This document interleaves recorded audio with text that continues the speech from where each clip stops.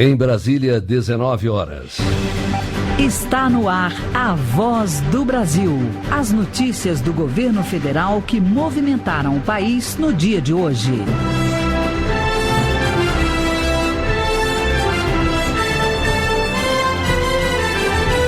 Boa noite. Boa noite para você que nos acompanha em todo o país. Sexta-feira, 9 de dezembro de 2016. E vamos ao destaque do dia. Em primeira viagem ao Nordeste, presidente Michel Temer diz que a região é prioridade para o governo. O Nordeste é uma prioridade para o nosso governo. Basta dizer que nós repassamos mais de 200 milhões de reais para obras hídricas, só no nosso período. E Temer também diz que quer terminar a integração do São Francisco para levar água a 12 milhões de nordestinos. E você também vai ouvir na Voz do Brasil de hoje. Agricultores do Norte e Nordeste podem negociar dívidas com desconto de até 95% nas multas.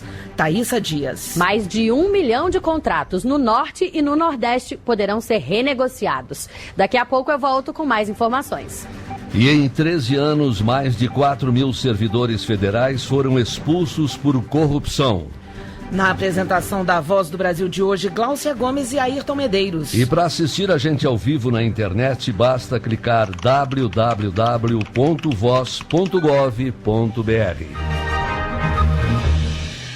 A seca na região nordeste do país preocupa o governo, tanto que já liberou mais de 200 milhões de reais para garantir o abastecimento de água para a população que sofre com a falta de chuva. Hoje, o presidente Michel Temer fez sua primeira visita ao Nordeste e disse que a região é uma prioridade. Na primeira cidade em que esteve, Temer assinou a liberação de mais 45 milhões de reais para obras que vão ajudar a abastecer 850 mil pessoas no agreste pernambucano. A barragem de Jucazinho já foi o maior reservatório do agreste pernambucano. Mas como não chove há 5 anos na região, 3 municípios deixaram de ser abastecidos com a água da barragem. Os 12 que restaram estão sendo socorridos por carros-pipa.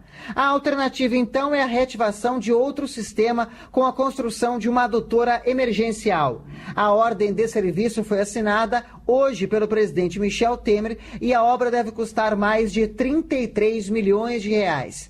Além disso, outros 12 milhões de reais vão restaurar a barragem, que, segundo o diretor do Departamento Nacional de Obras contra as Secas, Ângelo Guerra, precisa de manutenção. Ela já tem 18 anos de vida e, por isso, se faz necessária a recuperação, essa intervenção dessa barragem. O presidente Michel Temer visitou a barragem que fica no município de Surubim, a cerca de 120 quilômetros de Recife, capital pernambucana.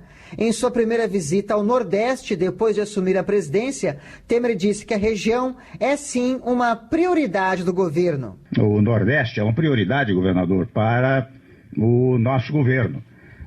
Basta dizer que nós repassamos, dados que tenho aqui, mais de 200 milhões de reais para obras hídricas, só no nosso período. E vamos repassar muito mais importâncias para estas obras. E além de recursos para levar água às cidades que estão sem abastecimento, o presidente Michel Temer também destacou que o governo está determinado a terminar as obras do projeto de integração do Rio São Francisco, que vai beneficiar 12 milhões de nordestinos. Nós estamos dedicadíssimos, a fazer com que, talvez nesses 2 anos de governo, penso que sim, nós completemos por inteiro a obra da transposição. Temer também citou ações importantes para o combate à pobreza na região, entre elas o aumento de 12,5% no Bolsa Família, a construção de novas moradias do Minha Casa Minha Vida e o lançamento do cartão Reforma para pessoas de baixa renda. De Surubim, em Pernambuco, Paulo La Sálvia. Ainda em Pernambuco, o presidente Temer foi até Floresta, onde visitou outra grande obra que vai mudar a realidade de milhões de pessoas que sofrem com a seca. É o projeto de integração do Rio São Francisco, que já tem mais de 90% das obras concluídas. A terceira estação de bombeamento do eixo leste do projeto de integração do Rio São Francisco fica na zona rural do município de Floresta, em Pernambuco, a mais de 400 quilômetros da capital Recife. Nessa sexta-feira, em vistoria às obras no local, quase concluídas, o presidente Michel Temer disse que em breve a estrutura vai estar em operação. Ele destacou que o governo federal trabalha para que no começo do ano que vem as águas do Velho Chico cortem o semiárido nordestino e cheguem no ponto final do eixo leste, em Monteiro, na Paraíba. É uma satisfação de saber que um dos nossos projetos, que é o projeto de tentar acabar com a crise hídrica nesta região, em todo o Nordeste, está num passo avançadíssimo. Água que é esperada por muitos nordestinos, como o agricultor familiar Manuel Menezes, de 79 anos, morador de Floresta. Nascido e criado na zona rural do município, ele tira tudo da terra e conhece bem as dificuldades provocadas pela seca, que, segundo diz, tem castigado a região este ano. Para o seu Manuel, a água, que vai percorrer muitos quilômetros para chegar até Floresta, vai mudar a vida de muita gente. Porque com a água a gente produz, se mantém, quem mantém a gente, os animais, as pessoas que chegam também, e produz também coisas que a pessoa, em vez de buscar nas cidades, o que já vem por mercado, a gente aqui já produz para a gente e para ajudar os outros também. Ao todo, as obras do projeto de integração do Rio São Francisco já somam cerca de 91% de execução e vão beneficiar cerca de 12 milhões de pessoas que sofrem com a seca em mais de 390 municípios nos estados de Pernambuco, Ceará, Paraíba e Rio Grande do Norte. Reportagem João Pedro Neto. E em Pernambuco, o presidente Michel Temer falou também sobre a reforma da Previdência. Disse que é preciso coragem para enfrentar o problema e garantir a aposentadoria no futuro. Temer assegurou que os trabalhadores não vão perder direitos já adquiridos. Eu vejo muitas inverdades relativas à Previdência Social, dizendo que nós vamos tirar todos os direitos, etc. Eu já disse, repito aqui, que aqueles direitos já consolidados, chamado direito adquirido, jamais terá nenhuma alteração, em primeiro lugar. Em segundo lugar, mesmo nas chamadas, quando nós aumentarmos a idade, nós teremos regras de transição. O presidente anunciou ainda que, além dos estados, as prefeituras também vão receber parte dos recursos arrecadados com as multas da repatriação de dinheiro não declarado no exterior. Temer afirmou que as verbas vão ajudar os municípios que também estão com muita dificuldade.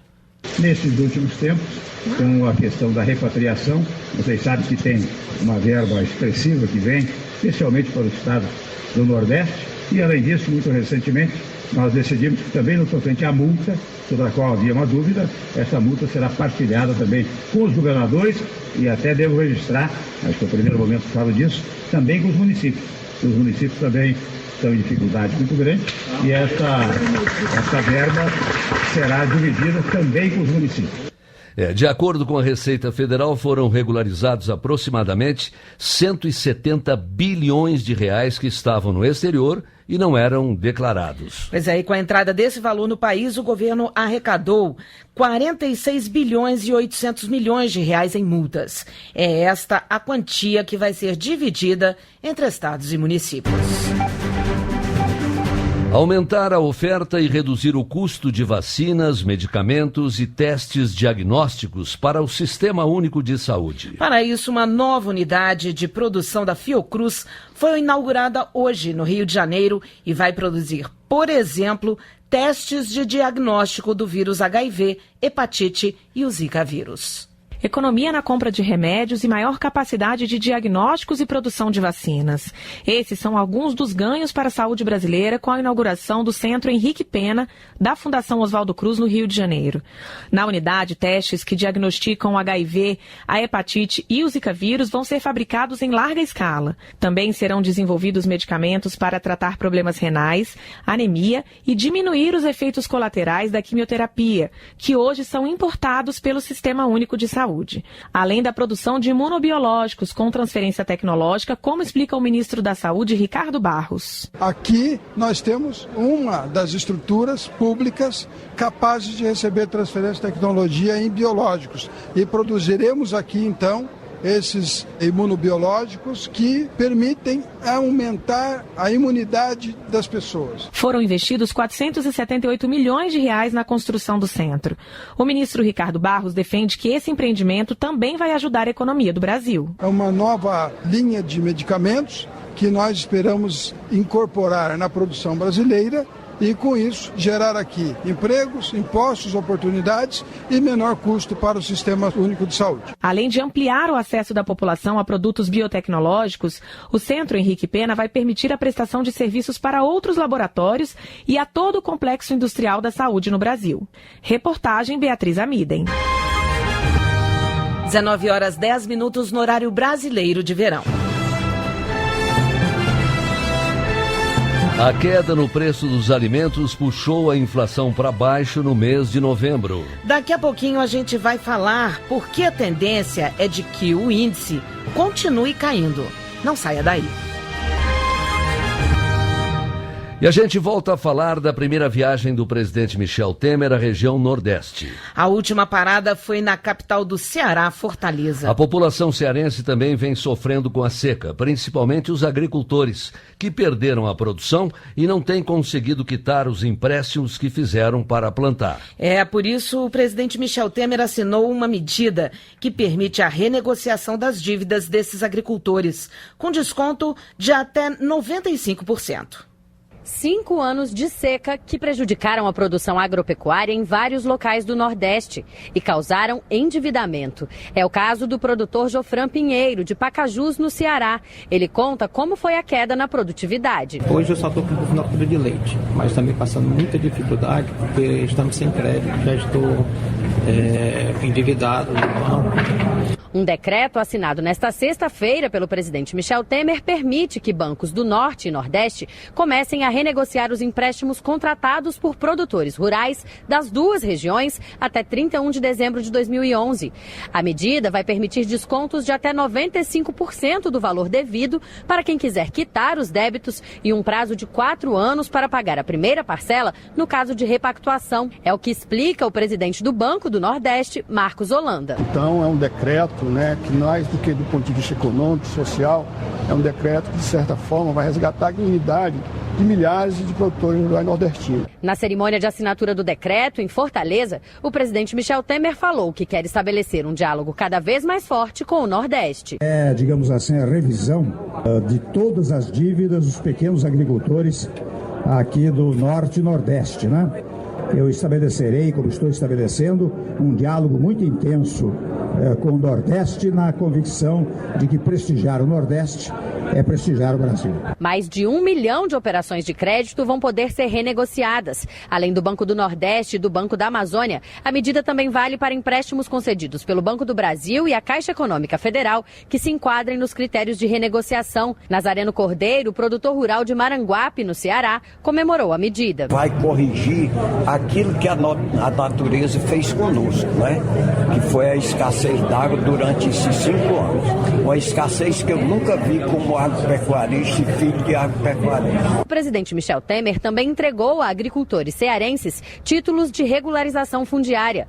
No Ceará, mais de 5 mil produtores receberam a propriedade das terras. De Fortaleza, no Ceará, Thaísa Dias. E os agricultores do Ceará, Bahia, Pernambuco e Piauí, que tiveram perdas por causa da seca, já começam a receber o pagamento do Garantia Safra agora em dezembro. Quase 260 mil agricultores de 255 municípios do estado da Bahia, Ceará, Pernambuco e Piauí vão receber o pagamento do Garantia Safra a partir deste mês. O seguro é de R$ 850, divididos em 5 parcelas de R$ 170. Na comunidade de Lagoa Marmeleiro, município de São João do Piauí, Catiane Mendes Amorim é uma das beneficiadas. Ela produz milho, feijão e mandioca. Para lidar com a falta de chuvas, cria galinhas, porcos e bodes em uma área de 17 hectares.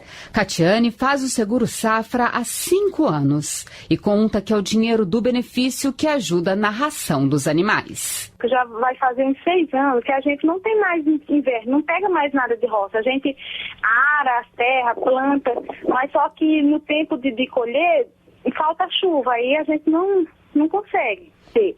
E com ele serve muito para a gente comprar comida, né? Que a gente cria também os bichinhos. O Garantia Safra é um benefício pago a agricultores que sofreram perda de pelo menos 50% da produção por causa da seca. Reportagem Alessandra Bastos.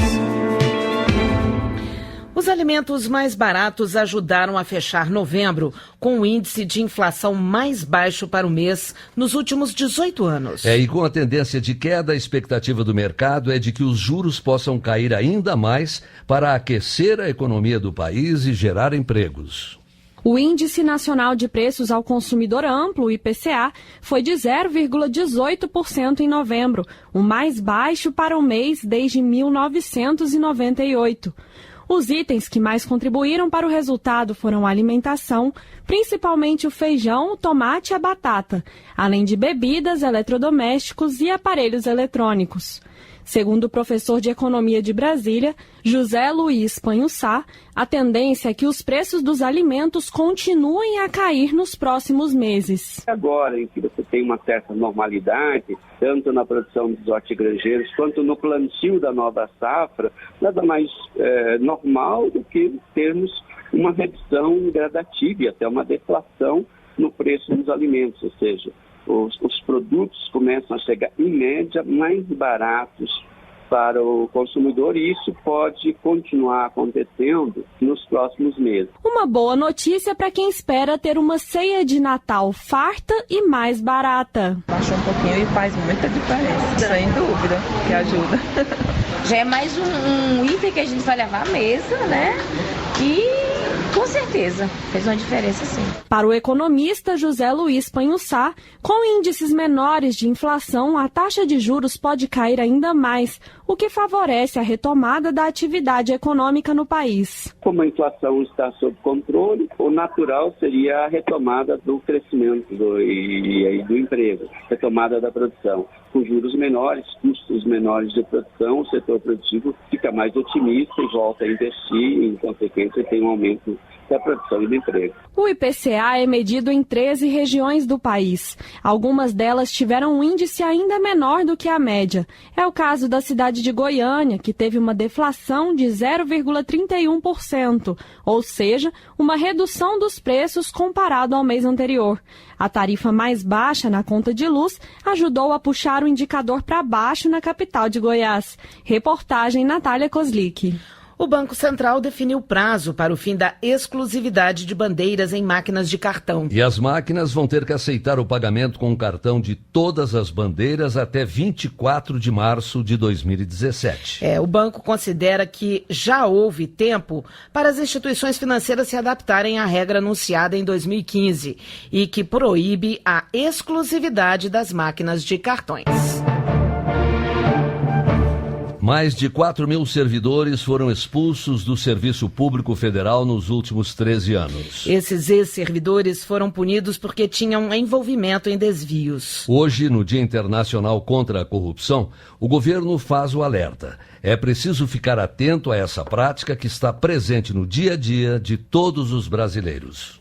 Você conhece aquela pessoa que quer sempre levar vantagem em tudo? Muitas pessoas querem se dar bem em cima de você. Não importa do jeito que elas querem saber como é que vai estar ganhando. Estacionamento, filas, né? Todos acham natural é você colocar numa vaga do idoso, o carro numa vaga do idoso, numa vaga de um deficiente. Em sentido amplo, corrupção significa deterioração e vai de atitudes como furar fila a crimes como a utilização do poder para conseguir obter vantagens e fazer uso do dinheiro público em benefício próprio.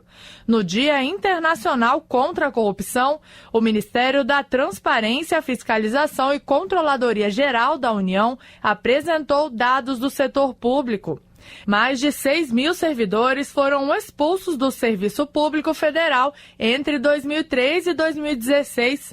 Destes, 65%, ou 4 mil servidores, foram acusados de corrupção. Segundo o secretário executivo do Ministério, Wagner Rosário, é importante que o governo atue não só na punição, mas também na prevenção. Estamos atuando nas diversas frentes, tanto na detecção, prevenir a corrupção é importante, então temos outras áreas, e também sancionar pessoas físicas e jurídicas envolvidas em atos de corrupção. Por outro lado, o evento premiou iniciativas de melhoria de gestão.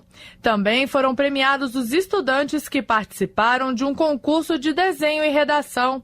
A brasiliense Giovana Albuquerque, que ganhou o primeiro lugar com um texto sobre ética e cidadania, se diz otimista em relação ao futuro. Tem solução sim para acabar com a corrupção e eu vejo o Brasil futuramente um lugar melhor, com as pessoas evoluídas, o país também, eu vejo um lugar muito melhor. O Dia Internacional contra a Corrupção é comemorado em 9 de dezembro, data em que o Brasil e mais 101 países assinaram a Convenção das Nações Unidas contra a Corrupção. Reportagem Gabriela Noronha.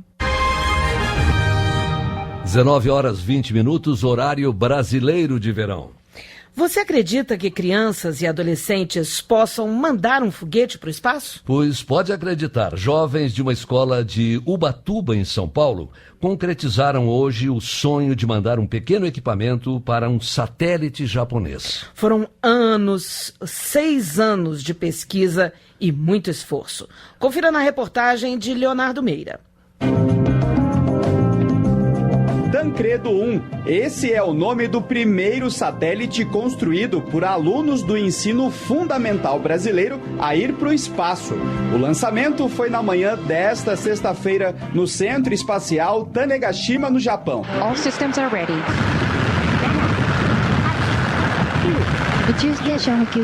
A invenção é dos alunos da Escola Municipal Tancredo Neves de Ubatuba, no litoral paulista. O professor de matemática Cândido Moura reuniu os alunos interessados no horário oposto ao das aulas. Em 6 anos de projeto, mais de 500 estudantes participaram das atividades. A ideia é estimular o gosto pela tecnologia desde pequeno. Acreditar que se você quer formar pesquisadores, se você quer formar engenheiros, se você quer formar gente para desenvolver tecnologia, você tem que começar a fazer isso muito cedo. Para montar o satélite, os alunos tiveram apoio de pesquisadores do Instituto Nacional de Pesquisas Espaciais, o INPE, de São José dos Campos, e fizeram até cursos de soldagem espacial, por exemplo. Quem custeou os testes e também o lançamento do satélite foi a Agência Espacial Brasileira. O coordenador de pesquisa da agência, Jean Batana, conta que a maior recompensa é o aumento do interesse dos alunos pela área de ciência e tecnologia.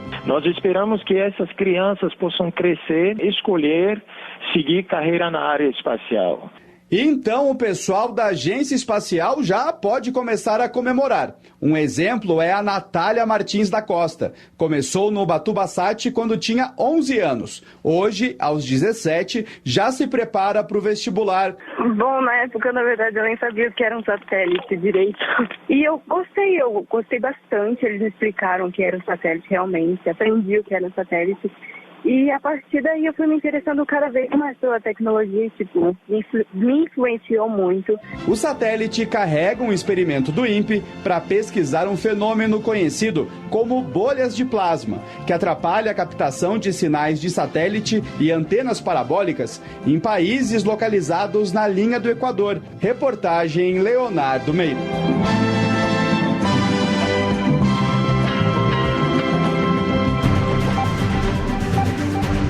Mais de 900 mil pessoas ainda não sacaram o abono salarial referente ao ano de 2014. E os trabalhadores têm até o dia 29 de dezembro para procurar uma agência bancária e retirar o benefício. Isso porque dia 30 de dezembro não haverá atendimento nas agências bancárias. Depois dessa data, o dinheiro volta para o Fundo de Amparo ao Trabalhador. O valor do abono é de um salário mínimo, cerca de R$ 880.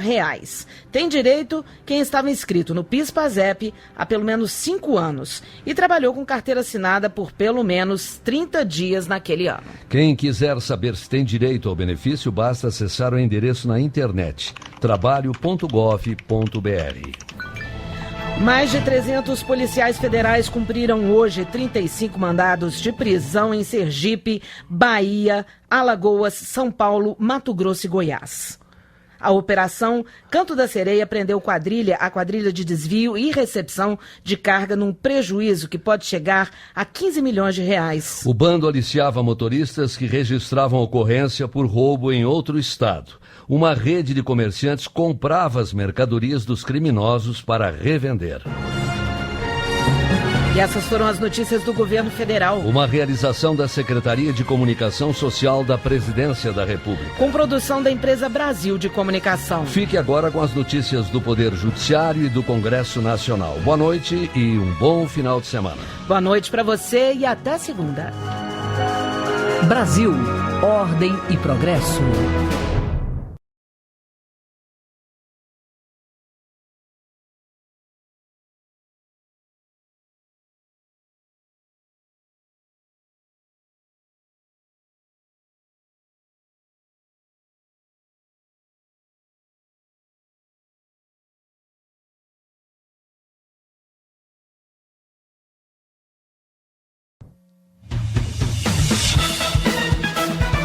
Você vai ouvir agora notícias do Poder Judiciário. Supremo Tribunal Federal suspende decisão que retirou matéria de site jornalístico. Fundação Casa em São Paulo deve indenizar agente que desenvolveu transtornos psiquiátricos após rebeliões. Deputado federal Jovair Arantes e o filho são multados em R$5 mil por propaganda eleitoral antecipada. Agora em Brasília, 7h25. Boa noite, eu sou Elívio Blower. E eu sou Johnny Luna. O ministro do STF, Ricardo Lewandowski, suspende decisão que retirou do ar uma matéria de site jornalístico. A reportagem noticiava a investigação de um suposto conluio entre um empresário, um advogado, uma juíza e um delegado. Ricardo Viula. No caso, o empresário citado na matéria entrou com uma ação pedindo que o texto fosse excluído ou então reescrito para registrar o resultado favorável do julgamento de 2 habeas corpus apresentados por ele junto ao Superior Tribunal de Justiça. Segundo o empresário, o material jornalístico publicado é falso e ofensivo, mas o ministro Ricardo Lewandowski concluiu que a decisão da Justiça de São Paulo desrespeitou o princípio constitucional da liberdade de imprensa. O ministro afirmou que o site jornalístico deveria ter sido ouvido antes da exclusão da reportagem. Além disso, o relator do processo no STF lembrou que, por lei, o direito de resposta pode ser acionado para rebater matéria com informação inverídica ou incompleta. Crianças e adolescentes sob guarda têm direito a receber pensão em caso de morte do tutor. A decisão é da Corte Especial do Superior Tribunal de Justiça.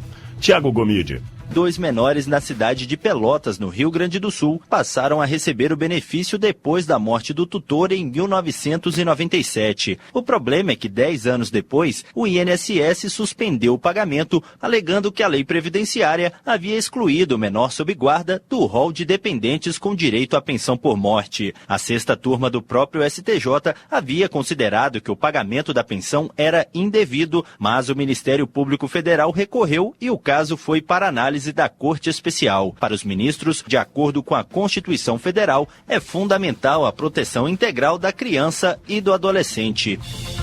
Fundação Casa em São Paulo deve indenizar agente que desenvolveu transtornos psiquiátricos após rebeliões. A decisão é da 7ª turma do Tribunal Superior do Trabalho.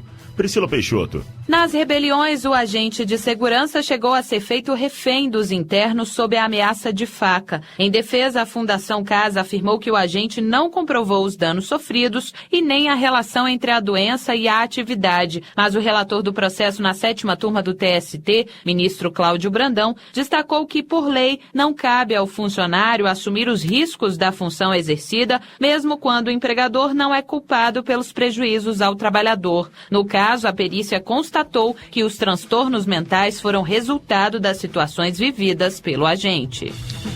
Deputado federal Jovair Arantes e o filho são multados em R$5 mil por propaganda eleitoral antecipada. A decisão é da Justiça Eleitoral em Goiás.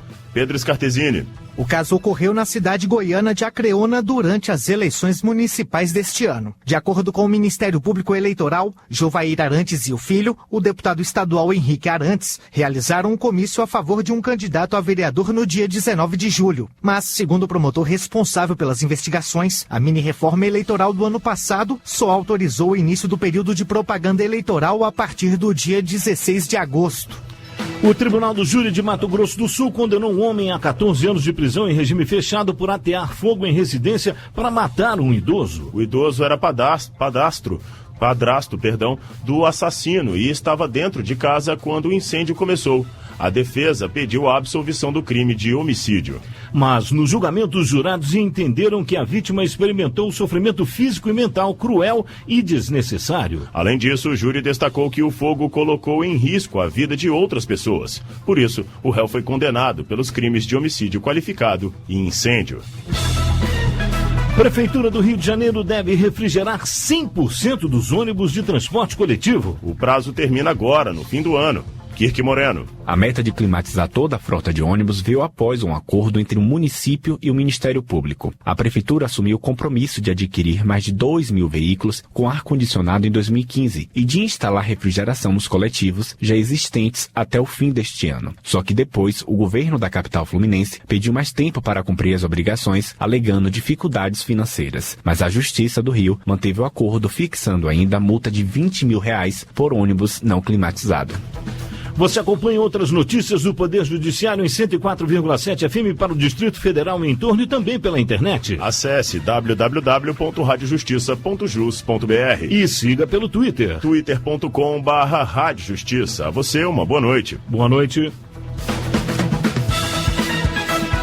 Notícias do Poder Judiciário, uma produção da Rádio Justiça, Supremo Tribunal Federal.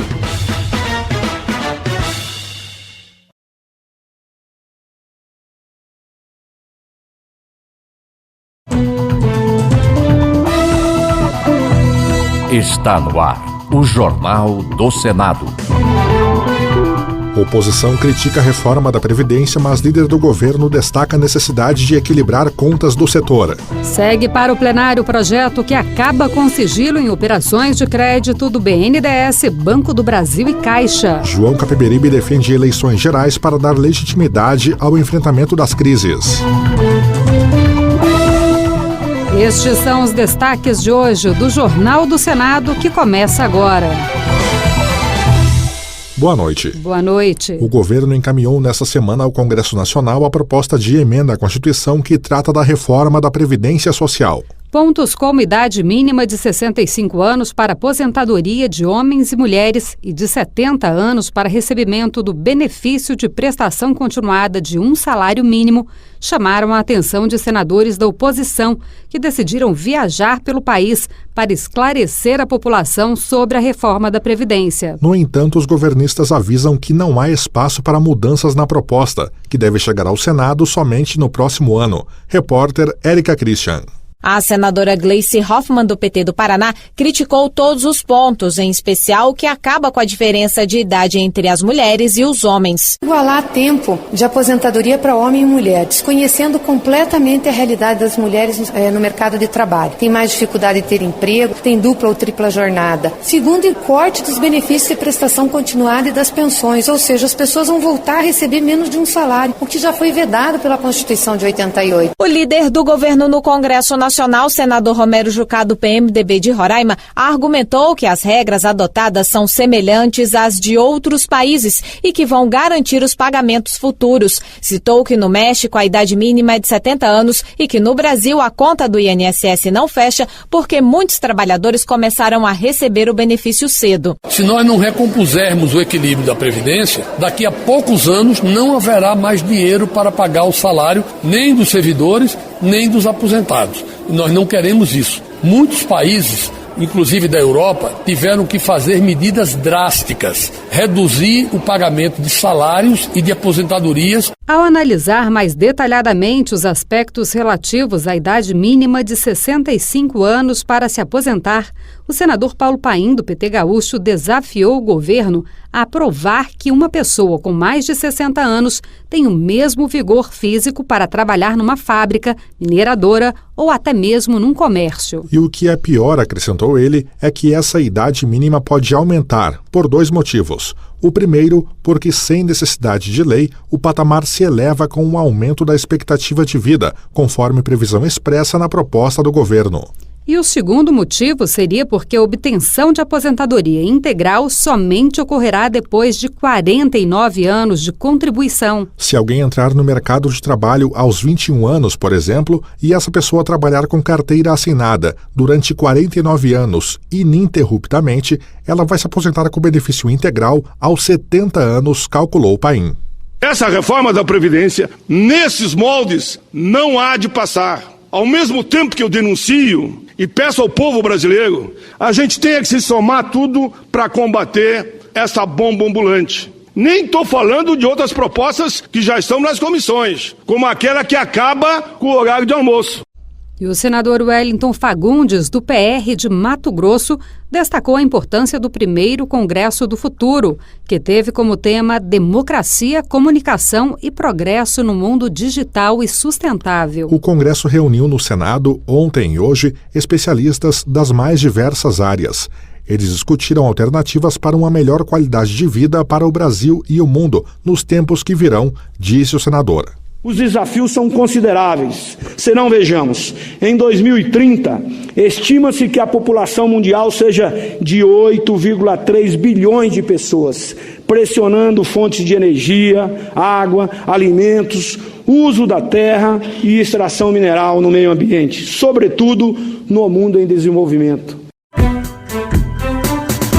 A Comissão de Constituição e Justiça aprovou proposta que acaba com o sigilo bancário nos empréstimos concedidos pelo BNDES, Banco do Brasil e Caixa Econômica Federal nas operações de crédito subsidiadas, direta ou indiretamente, por recursos públicos. O projeto, relatado pelo senador Ataídes Oliveira, do PSDB de Tocantins, segue para votação em regime de urgência no plenário do Senado. A reportagem é de Marcela Diniz. Pelo texto, seguiriam protegidas pelo sigilo bancário e empresarial as estratégias comerciais, financeiras e industriais dos beneficiários dos empréstimos, desde que não haja impedimentos à eventual fiscalização dos órgãos de controle interno e do Tribunal de Contas. Ataídes Oliveira disse que as empresas que desejam obter crédito com dinheiro público devem aceitar se submeter às novas regras. Esse é um dos preços que pagará o empresário para gozar da benesse de usar o dinheiro público para perseguir seus objetivos privados vinculados ao lucro, a relativação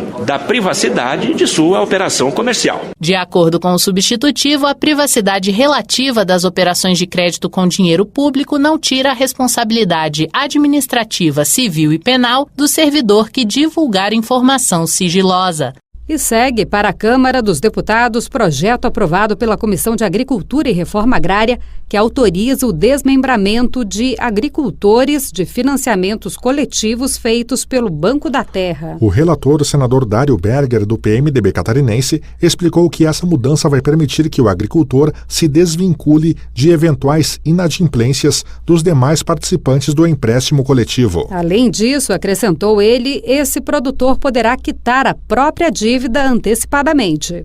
Atualmente, essa individualização só pode ocorrer com adesão em assembleia da associação correspondente dos beneficiários de cada contrato, o que, no meu entender, fere a livre iniciativa de cada um.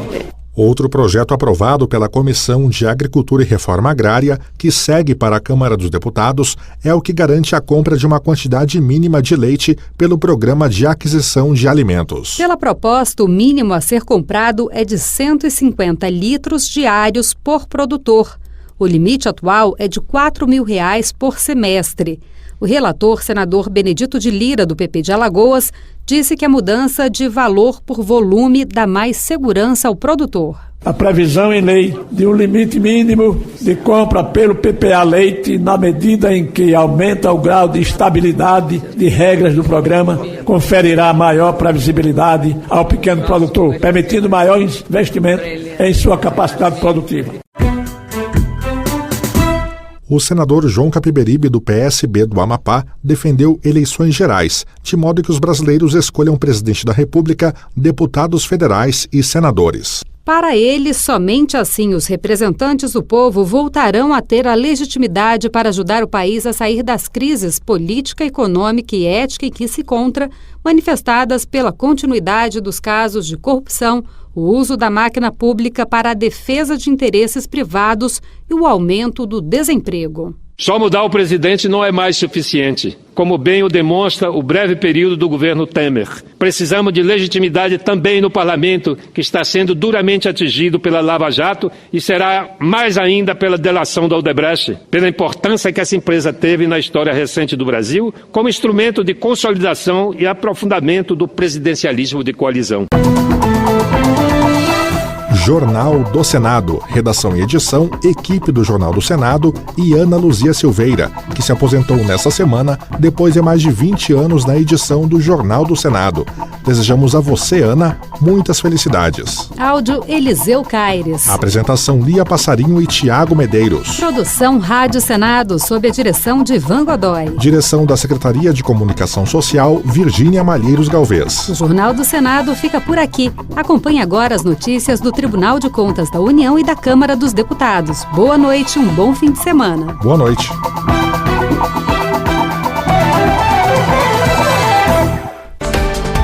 Minuto do TCU.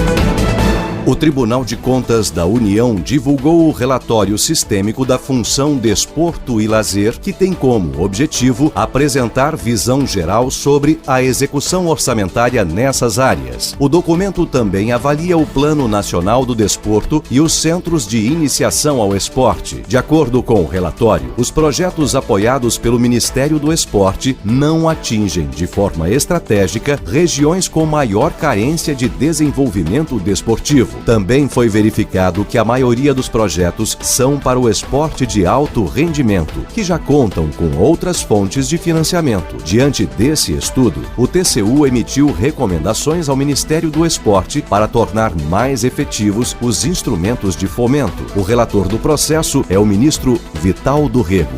TCU, fiscalização a serviço da sociedade. Minuto do TCU.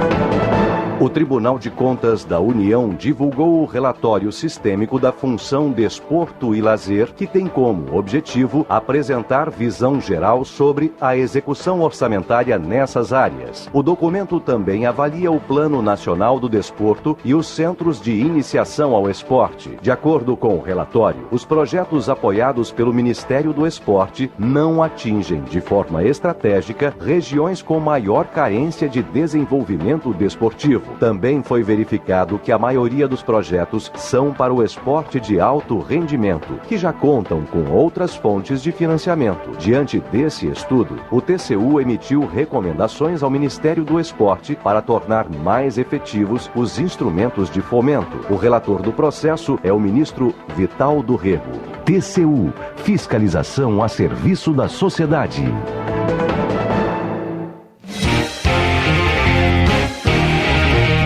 Jornal Câmara dos Deputados. Deputados alertam para os altos índices de violência em todo o país. Debatedores divergem sobre legalidade da economia colaborativa. Comissão discute projeto que amplia funções dos agentes de saúde. Boa noite. Comissão de Seguridade Social e Família promove audiência pública para analisar projeto que cria novas atribuições para o agente comunitário de saúde e o agente de combate às endemias. O autor da proposta que amplia essas atribuições é Raimundo Gomes de Matos, do PSDB do Ceará. Ouça mais detalhes na reportagem.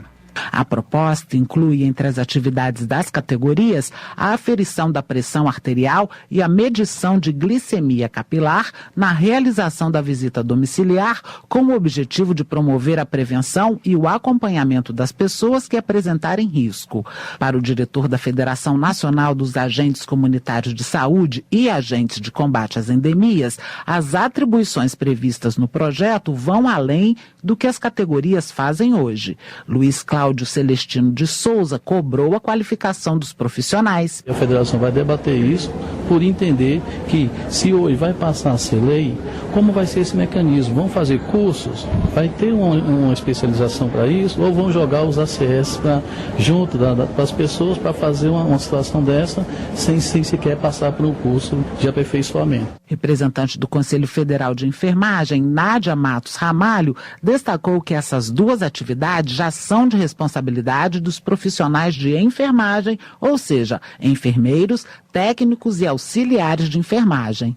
Ela diz que esses profissionais são regidos por lei, devem seguir um código de ética e que podem ser punidos no caso de desrespeito às normas. O agente comunitário que tenha a qualificação técnica e o registro profissional no Conselho Regional, ou seja, que ele tenha a formação de técnico ou de auxiliar de enfermagem, esse pode executar as ações, até porque ele está capacitado, ele tem a formação técnica para isso e ele pode ser supervisionado pelo profissional enfermeiro, porque ele é um técnico auxiliar de enfermagem. Agora, o agente comunitário, pura e simplesmente, ele não tem essa formação técnica, portanto, ele não está apto a executar essa atividade. Um dos autores do requerimento para o debate, o deputado Odorico Monteiro, do PROS do Ceará, defendeu a qualificação dos agentes comunitários de saúde. Segundo o parlamentar, a educação permanente deve ser preocupação de todos os profissionais de saúde, independentemente da categoria. E o agente de saúde, o agente de endemia, também precisa desse treinamento. Eu vou dar um exemplo para você.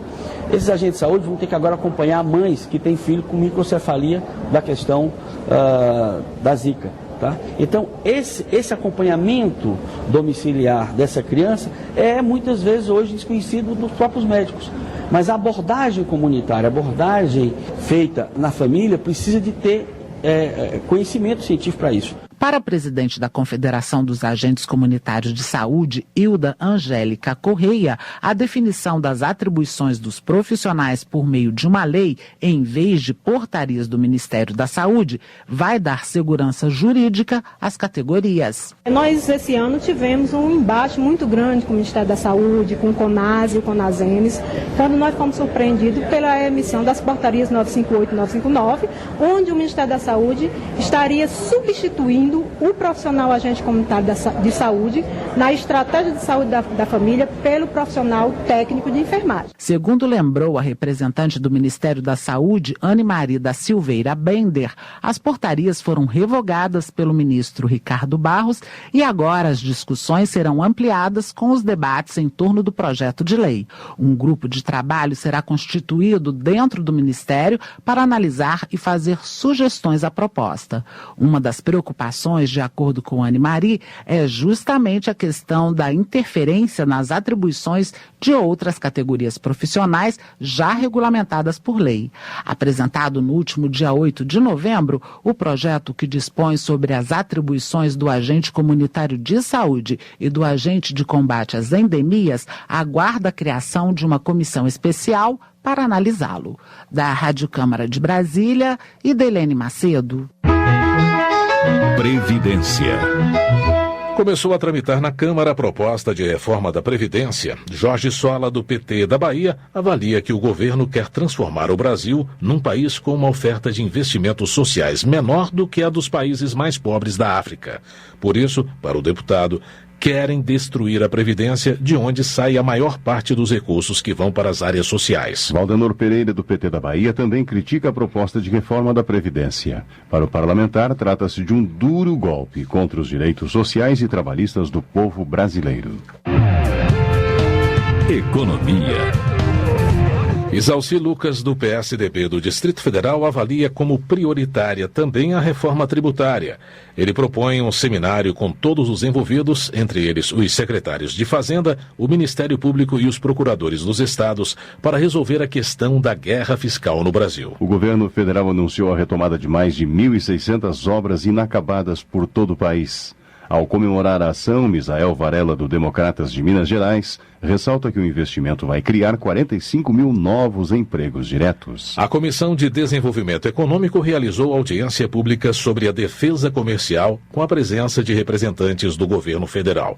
Renato Mullen, do PP Gaúcho, explica que os principais objetivos da reunião foram elaborar um projeto que crie um ambiente favorável para o setor comercial, amplie a produção industrial e incentive a geração de emprego.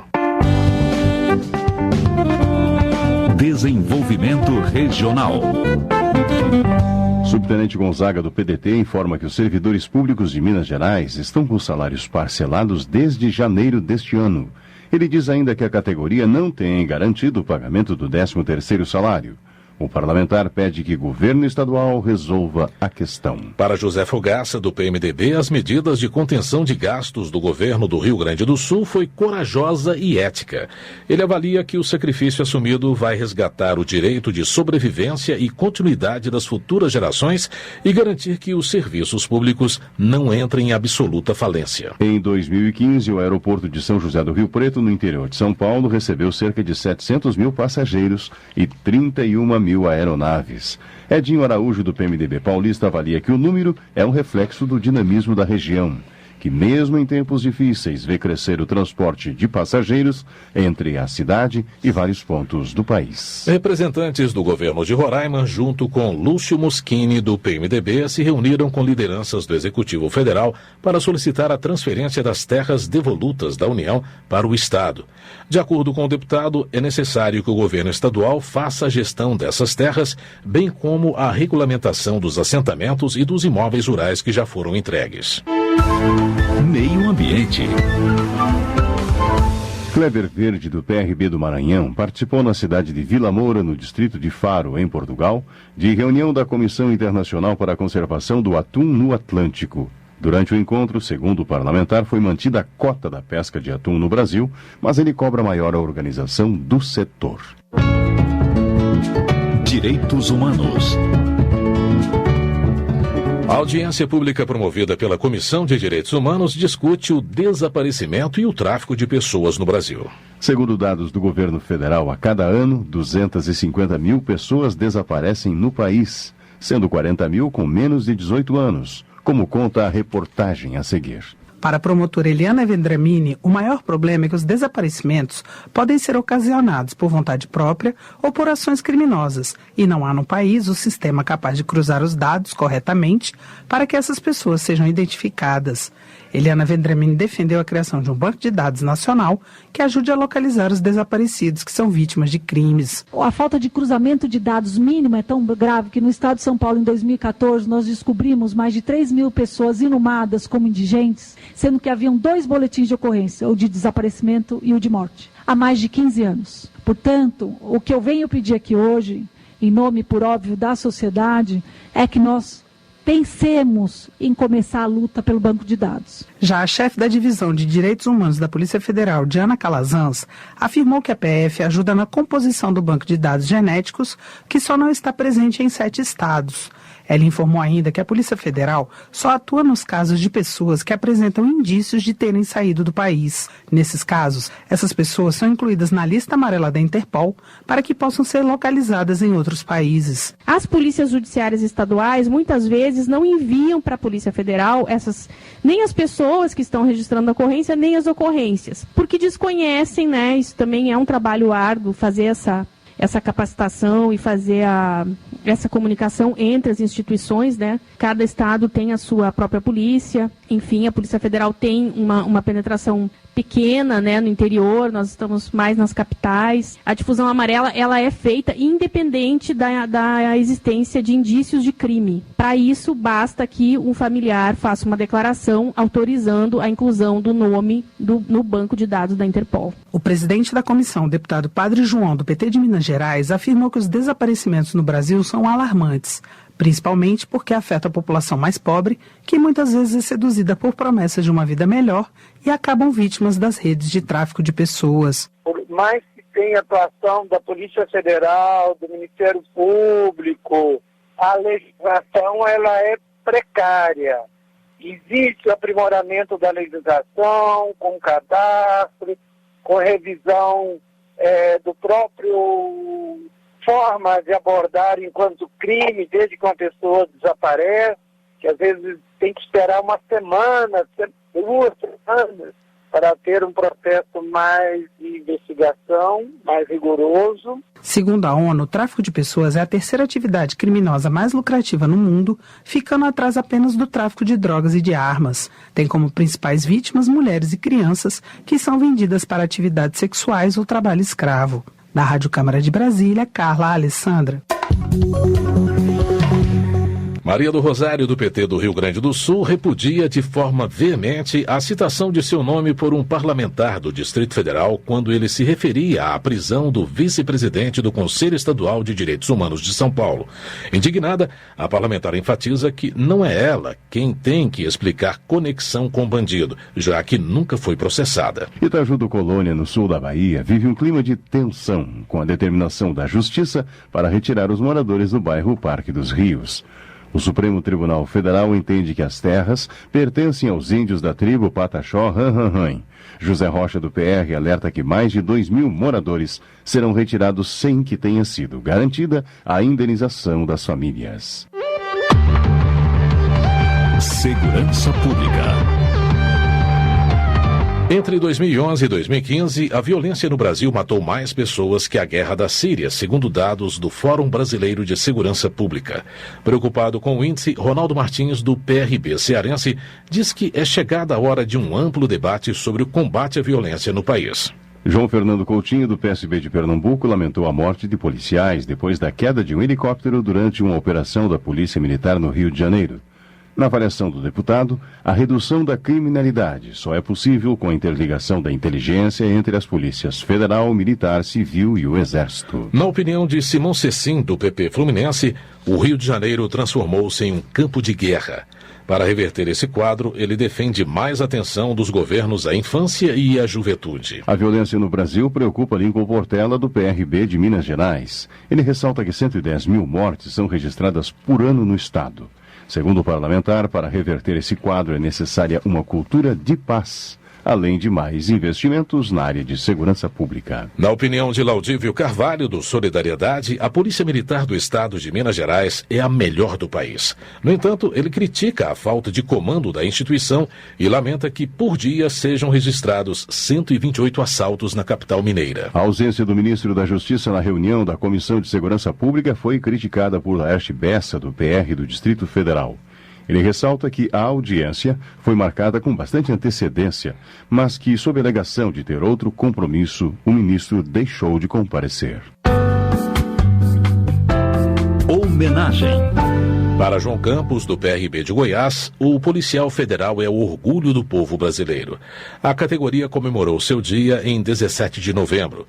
O deputado lembra que os delegados, agentes, escrivães, peritos e papiloscopistas atendem todo o país, seja nas capitais, nos municípios, nas fronteiras e em lugares de difícil acesso. Em 20 de novembro foi comemorado o Dia da Consciência Negra. Creuza Pereira, do PSB de Pernambuco, destaca que a data serve como reflexão e valorização das lutas e conquistas raciais. Segundo ela, não se deve apenas lembrar a relevância do povo africano na construção da sociedade, mas também as dificuldades que os negros passam há séculos. Ademir Camilo, do PTN de Minas Gerais, lembrou o Dia do Músico, celebrado em 22 de novembro. O parlamentar ressalta que a atividade musical gera renda, emprego, além de estimular a criatividade e a alegria. Miro Teixeira, da Rede do Rio de Janeiro, lamenta a morte do ex-deputado federal Antônio Perosa, aos 73 anos, em São Paulo. Ele destaca a contribuição do político na elaboração da Constituição de 1988. Política. Estudo da Universidade Estadual do Rio de Janeiro mostra que, entre dezembro de 2015 e agosto deste ano, o Jornal Nacional da Rede Globo noticiou 13 horas de matérias negativas sobre o ex-presidente Lula. Segundo Benedita da Silva, do PT, a pesquisa revela a perseguição midiática que o líder petista sofre pela mídia nacional. Ricardo Izaro, do PP de São Paulo, parabeniza o presidente Michel Temer pela sua gestão.